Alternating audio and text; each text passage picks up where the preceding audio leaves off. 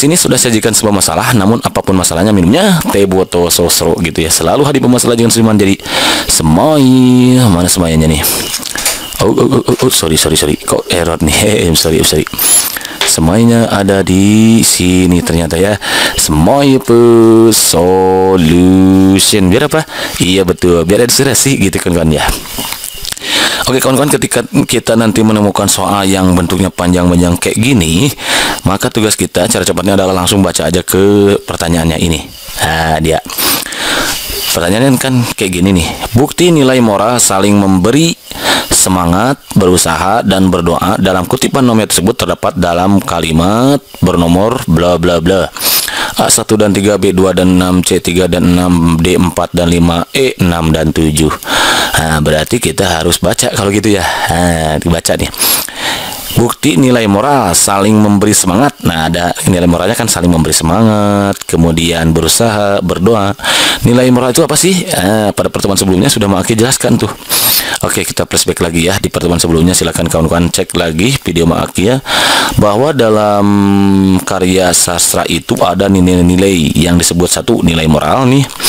Apa nilai moral itu? Nilai moral itu adalah nilai yang berkaitan dengan akhlak atau budi pekerti ataupun susila, atau baik buruk tingkah laku nih. Itu nilai moral. Jadi akhlak, budi pekerti, baik buruk tingkah laku.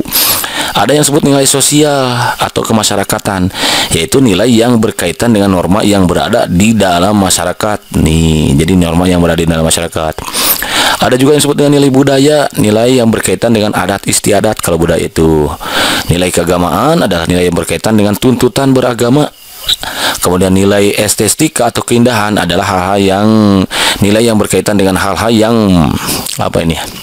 menarik dan menyenangkan gitu kalau estetika. Ada nilai etika, nilai yang berkaitan sopan santun dalam kehidupan, etika itu. Ada nilai politis, yaitu nilai yang berkaitan dengan pemerintahan. Dan nilai kemanusiaan itu nilai yang berkaitan dengan sifat manusia seperti ideologi, politis, ekonomi, sosiologi, edukatif, dan kemarin ya humoris kalau nggak salah ya itu. Kemudian yang ke-9 itu ada nilai pendidikan, yaitu nilai yang berkaitan dengan suatu baik atau tidaknya gitu ya, suatu hal gitu kan ya. Tinggal dibaca lagi video maginya sebelumnya. Jadi kalau begitu nilai moral ini kan nilai yang berkaitan dengan akhlak. Jadi kita cek karena ya ini yang ditanyakan adalah buktinya, yaitu kalimatnya, berarti ya nilai moralnya kan nilai saling memberi semangat, itu nilai moralnya. Berusaha, berdoa, itu kan nilai moral, itu nilai yang berkaitan dengan akhlak, baik buruk suatu tingkah laku. Di mana? Oke, kita cek di nomor 1. Sambil makan malam di dapur umum, aku diskusikan kecemasanku kepada sahibul menara. Enggak ya, karena yang ditanyakan adalah saling memberi semangat. Enggak ada memberi semangat, enggak ada berusaha, enggak ada berdoa. Oke, lanjut nomor 2. Kecuali raja, tampaknya kami semua merasakan hal yang sama. Enggak juga. Kami meringis tegang membayangkan ujian maraton sebulan penuh. Enggak ada juga. Atang mencoba menghibur, menyemangati dirinya sendiri dan kami semua. Oh, ada nih menyemangati. Berarti kalimat nomor berapa tuh? 4 ya, kalimat nomor 4. Oke, 4, 1 kita dapat. Kemudian 5-nya, seperti kata Kiai Rais, mari kita kerahkan semua kemampuan kita. Setelah itu bertawakal. Nah, kerahkan semua kemampuan berarti itu usaha kan? Setelah itu bertawakal. Oke, berarti berdoa. Nah, gitu. Berarti 4 dan 5 ya. Kita perbanyak juga ibadah karena ilmu yang sedang kita pelajari itu kan nur, cahaya. Dan nur hanya bisa ada di tempat yang bersih dan terang. Nah, berarti kalau begitu yang mana nih, yang 4 dan 5? Gitu kawan-kawan, ada nggak di option? Ada, ternyata jawaban yang paling itu yang D. Begitu kan kawan, Ansen, inap ijijis tadi sana mantap gitu ya. Kalau sekarang yang ditanyakan adalah buktinya. Kalau biasa kita menanyakan, biasanya yang ditanyakan adalah nilai moralnya yang mana pada kalimat berapa gitu kan kawan. Oke, next, number berikutnya. Lagi-lagi banyak lagi tulisannya kayak gini ya. Berarti tugas kita langsung aja cara cepatnya ke pertanyaannya. Pertanyaannya kan kayak gini.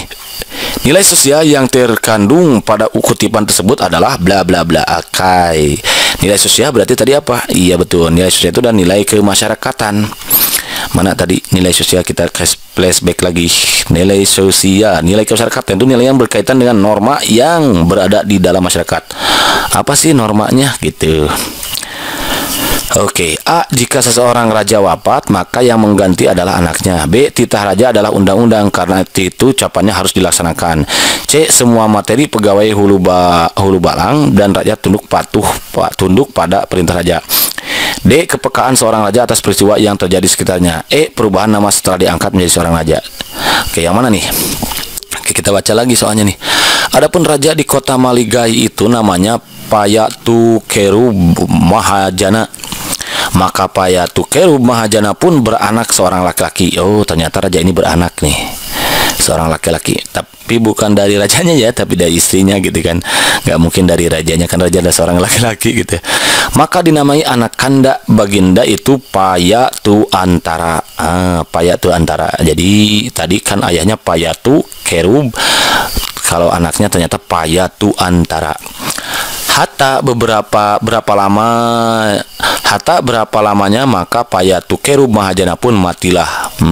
Hatta itu sehingga mungkin ya, kayak dari bahasa Arab biasa hatta gitu, kayak artinya kan sehingga gitu kayaknya. Syahdan maka Payatuantara pun kerajaanlah menggantikan ayahanda baginda. Oh, ternyata Payatuantara yang anaknya ini menggantikan ayahandanya. Ia menamai dirinya Payatu Nakpa.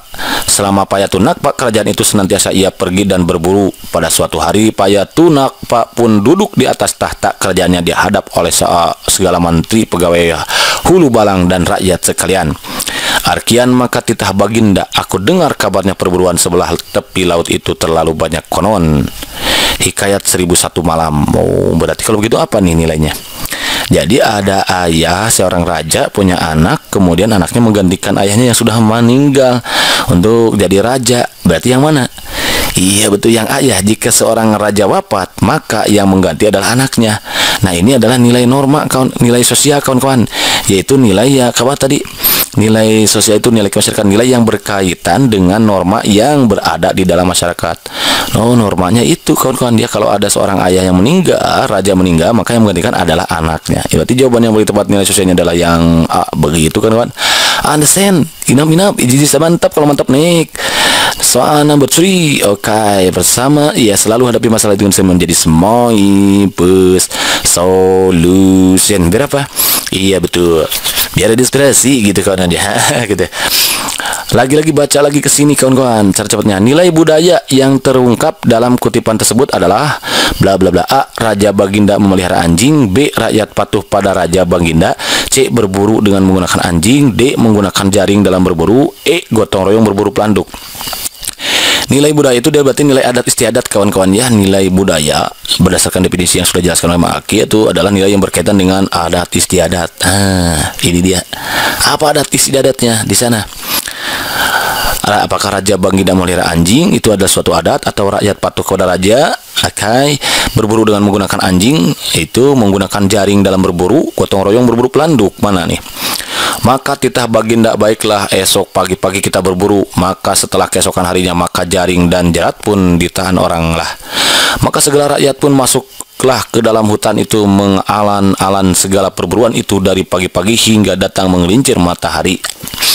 Seekor perburuan tiada diperoleh, maka baginda pun amat hairanlah serta menitahkan menyeruh melepaskan anjing perburuan baginda sendiri itu. Maka anjing itu pun dilepaskan orang lah. Hatta ada sekira-kira 2 jam lamanya, maka berbunyilah suara anjing itu menyalak. Maka baginda pun segera mendapatkan suara anjing itu. Setelah baginda datang kepada suatu sorokan tasik itu, maka baginda pun bertemu dengan segala orang yang menurut anjing itu. Maka titah baginda, apa yang disalak oleh anjing itu? Maka sembah mereka sekali itu, daulat tuanku, patik mohonkan ampun dan karunia. Ada seekor pelanduk putih, besarnya seperti kambing, warna tubuhnya gilang gemilang. Itulah yang dihambat oleh anjing itu. Maka pelanduk itu pun lenyaplah pada pantai ini. Hikayat 1000 malam. Jadi dia sudah ambil dari hikayat 1000 malam. Kira-kira nilai budayanya apa nih? Ya sebetulnya kawan-kawan dari sini juga udah kelihatan ya. Raja baginda melihara anjing itu kan budaya itu, jadi ini bro. Rakyat patuh kepada raja. Nah ini adalah suatu budaya kan, di mana rakyat itu patuh kepada raja. Bisa jadi nih. Berburu dengan menggunakan anjing itu bukan budaya ya, biasa saja. Menggunakan jaring dalam berburu juga, emang kalau berburu harus pakai jaring ya, bukan budaya ya. tapi juga bisa pakai yang lainnya. Gotong royong berburu pelanduk juga bukan. Oke, ini borong, ini borong, ini borong. Oh, berarti kalau gitu rakyat patuh kepada raja, itu dan nilai budaya, nilai adat istiadat. Dari mana kalimatnya nih? Maka titah baginda nih, dari titah baginda. Baiklah, esok pagi-pagi kita berburu. Jadi rakyat patuh kepada raja. Maka setelah keesokan harinya, maka jaring dan jerat pun ditahan orang lah. Maka segala rakyat pun masuk ke dalam hutan. Rakyat kan tuh masuk ke dalam hutan atas titah raja gitu. Jadi rakyat patuh kepada raja baginda yang B gitu kan. Understand? Inap iji mantap gitu. Kalau mantap, next soal nomor berikutnya. Oke. Pertama, ya udah kita hadapi dulu yang sebelum jadi semoi solution. Biar apa? Iya betul, biar inspirasi gitu kan ini. Lagi-lagi banyak lagi bacaannya kawan-kawan. Langsung aja ke sini. Keterkaitan nilai budaya dengan kehidupan sehari adalah: A. Masih banyak masyarakat yang mempercayai mistik. B. Alam timur masih penuh dengan hal-hal mistik. C. Zaman modern tidak ada lagi yang percaya mistik. D. Kita boleh saja percaya kepada orang-orang pintar. E. Ilmi mistik termasuk ilmu mungkinnya ini ilmu mistik termasuk ilmu yang tidak masuk akal. Keterkaitan nilai budaya itu apa? Nilai adat istiadat. Budaya itu nilai adat istiadat ya. Budayanya apa? Adat istiadat. Adat istiadatnya apa? Gitu kawan-kawan. Cek ke sini. Sebetulnya dari sini udah kelihatan nih kayaknya yang mulai budaya yang ada kaitannya itu masih banyak masyarakat yang punya mistik. Ini budaya nih kayaknya ya, adat istiadat. Jadi keterkaitan dengan kehidupan sehari apa? Oh, masih adanya masyarakat yang punya mistik. Kan tidak sedikit dari kita ditemui orang masyarakat yang mempercayai mistik. Contoh misalkan saat mau tes ASN kita pakai jimat gitu ya. Banyak ditemukan beberapa waktu atau terakhir ini misalkan ada peserta ASN membawa jimat gitu agar nanti memudahkan dia dalam menjawab soal. Itu mistik berarti kawan-kawan. Masih banyak masyarakat yang mencari mistik, berarti artinya tidak sedikit gitu kawan-kawan ya. Jadi ini sudah menjadi ada kaitannya dengan nilai budaya, ada kaitannya dengan kehidupan sehari. Itu diantaranya. Padahal kan untuk mengadakan soal ASN itu nggak harus bawa jimat gitu kan ya, cukup dengan kawan-kawan memaksimalkan usaha dan juga memaksimalkan doa. Insya Allah nanti kalau misalkan kita doanya maksimal, usahanya maksimal, nanti hasilnya mudah-mudahan yang terbaik untuk kita semua gitu kan. Jadi nggak harus bawa jimat kan, itu mistik sekali gitu. Bahkan ibu bersedia pergi kepada apa yang disebut orang-orang pintar dari suatu pulau ke pulau lain, padahal ibu begitu benci pada ilmu mistik. Ibu tidak percaya pada semua yang tidak masuk akal, namun banyak yang menasihati ibu harus mencobanya menasihati juga. Maklumlah alam timur penuh dengan hal gaib, termasuk hal yang berkaitan dengan mistik. Semua itu ibu lakukan untuk mendapatkan engkau, menik. Betapa ibu mendapatkan kelahiranmu, enduk.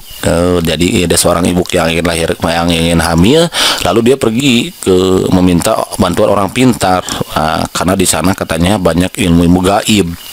Gitu ya. Berarti apa keterkaitannya? Ya masih banyak masyarakat yang mempunyai mistik gitu. Padahal untuk itu tinggal berdoa saja kawan-kawan ya. Usahanya sudah, misalkan tinggal berdoa, hasilnya tawakal ya. Fa idza jamta fatawakal ala Allah. Apabila kita sudah memberikan tekad, tugas kita adalah bertawakal kepadanya. Insya Allah nanti Allah berikan yang terbaiknya gitu kawan-kawan ya. Jadi kalau begitu jawaban yang paling tepat itu yang A, begitu kawan-kawan. Understand? Inap ijiji sedih mantap. Kalau mantap, next soal nomor berikutnya. Lagi-lagi banyak soalnya ya. Kalau banyak langsung aja ke sini. Nilai moral yang terdapat dalam hikayat tersebut adalah bla bla bla. A. Sepasang suami istri harus selalu bersama dan setia. B. Segala sesuatu belum tentu seindah yang tampak. C. Seorang suami merupakan pemimpin dalam keluarganya. D. Mengingatkan orang lain untuk berhati-hati dengan mengerjakan sesuatu. E. Beristirahatlah secukupnya jika kita sudah mengadakan perjalanan jauh. Kira-kira apa nih? Oke, ini kita baca lagi barengnya. Hatta beberapa lamanya baginda berjalan dua laki istri itu. Maka sampailah baginda itu ke atas merku gunung itu. Maka dilihat baginda kepada sama tengah gunung itu ada sebuah kolam terlalu indah-indah rupanya. Tepinya ditutup dengan batu pancalogam, diikatnya dengan emas dan rumputan daripada nampa-nampa dengan kesturi. Airnya terlalu jernih seperti air tawar. Syahdan, maka baginda kedua pun berjalanlah ke tepi kolam itu serta melihat ikan isi kolam itu berbagai-bagai rupanya. Ada ikan emas, matanya daripada jamrud. Ada yang ikan perak, matanya seperti Yakub, terlalu indah-indah sekali rupanya. Maka kata baginda kepada istrinya, ya adinda, nyawa abang. Kalau sekarang berarti hei bebebku, misalkan dia hai sayangku, hidupku matiku. Kalau ini kan ya adinda nyawa abang, gitu kan ya. Marilah Tuhan kita mandi ke dalam kolam ini karena panas sangat tubuh Kakanda rasanya. Maka kata tuan putri, nantilah Kakanda dahulu karena kita ini baru datang dari lelah berjalan. Kalau menjadi penyakit kita karena tempat ini tempat segala dewa-dewa dan menambang peri. Oh, jadi ceritanya gini. Raja pergi suatu gunung, ya ada gunung gitu. Raja kecapean, lelah dengan istrinya kan, dia dengan istrinya. Diajakin mandi itu di sini. Kata istrinya jangan dulu, nanti bisa jadi bukannya sehat malah jadi penyakit. Katanya menjadi penyakit karena tempat ini adalah tempat segala dewa, nambang peri. Katanya ada tempat dewa, jadi tempatnya misalkan angker gitu mungkin maksudnya ya. Berarti apa maksudnya? Nilai moralnya? Iya betul, mengajak raja untuk hati-hati berarti ya. Sepasang suami istri harus selalu bersama dan setia. Ini bukan ya, karena di sana adalah jadi ceritanya raja itu ngajakin istrinya untuk mandi gitu ga. Segala sesuatu belum tentu seindah tampak. Enggak, bukan ya, karena tidak melihat keindahan. Ada melihat keindahan, tapi ini bukan yang itu yang utamanya yang ceritakannya. Seorang suami merupakan pemimpin dalam keluarga? Enggak, bukan. Mengingatkan orang lain untuk berhati-hati dalam mengerjakan suatu ini bisa jadi mengingatkan orang lain. Si istrinya mengingatkan rajanya, suaminya kan untuk berhati-hati karena jangan sampai langsung mandi karena di sini ada berbahaya katanya tempat segala dewa gitu ya. Beristirahat cukupnya jika kita sudah mengadakan perjalanan jauh, bukan juga. Jadi kalau begitu nilai moralnya adalah yang D, begitu kan Wan? Ansen, inap, jadi semantap kalau mantap. Next soal nomor berikutnya lagi-lagi. Sekarang keterkaitan nilai moral dengan kehidupan sehari-hari dalam kehidupan tersebut. Oke, ya pertama hadapi dulu yang semua jadi smile plus solution. Biar apa? Iya betul, biar inspirasi gitu kan ya. Keterikatan apa? Anak kecil senang mandi sambil bermain air meski airnya dingin. Kecemburuan seorang anak kecil pada anak lain seumurnya. Rasa ketakutan seorang anak kecil hidup di pantai asuhan. Mengguyur anak kecil yang menangis terus-menerus dengan air dingin. Ini bukan nilai moral ya. Menyayangi anak-anak kecil yang hidup pada panti asuhan. Kita baca lagi ya. Nih, anak ingusan itu ikut menangis ketakutan sebelum sempat aku berteriak memanggil Ibu Khadijah. Seluruh isi panti kembali ricuh demi mendengar dua anak ingusan menangis sejadi-jadinya. Seperti sedang berlomba menangis memperebutkan piagam anak remaja di panti ini, Ibu Khadijah yang diikuti Umang Ujang dan kakak-kakakku menghambur ke dalam kamar. Memastikan apa yang sedang terjadi demi melihatku dan anak ingusan di sampingku dalam keadaan yang mengerikan. Ibu Khadijah dan Bang Perdi langsung merangkulku, sedang Mang Ujang menggendong anak ingusan itu. Api cemburu semakin meledak. Biasanya Ibu Khadijah beserta Mang Ujang yang mengurusiku, tapi sekarang Mang Ujang mengurusi anak baru itu. Tangisku makin memecah, memekakan telinga siapa yang mendengar. Ibu Khadijah membawaku ke kamar mandi, mengguyurku dengan air sumur yang sangat dingin. Kalau aku masih mengigau karena sikapku sangat berlebihan. Seketika itu juga aku terdiam. Ibu Khadijah memandang heran karena tiba-tiba aku tertawa cecengesan. Walau air yang dingin rasa merusuk tulang, namun salah satu hobiku adalah main air. Tentang Nandra Horizon Miftahul Jannah. Apa ini kira-kira? Jadi anak ingusan menangis ketakutan sebelum sempat aku berteriak memanggil Ibu Khadijah. Seluruh isi panti ricuh mendengar dua anak ingusan menangis sejadinya seperti sedang berlomba menangis memperebutkan piagam anak termanja di panti. Oh, ini dia kasusnya di sini. Memperebutkan piagam anak termanja. Nih, anak termanja di panti ini. Ya, ikuti Mang Ujang ke oke. Jadi ternyata ada anak yang menangis karena memperebutkan piagam anak termanja. Oke, berarti apa itu? Iya betul, anak kecil sedang mandi sambil bermain air meski airnya dingin, bukan wrong. Kecemburuan seorang anak kecil pada anak lain seumurnya bisa jadi. Rasa ketakutan seorang anak kecil hidup di panti asuhan, bukan. Mengguyur anak kecil yang menangis terus-menerus dengan air dingin, bukan. Ya, ini bukan yang moral. Menyayangi anak kecil yang hidup di panti asuhan, bukan. Ya udah, berarti jawabannya adalah yang B gitu ya. Kecemburuan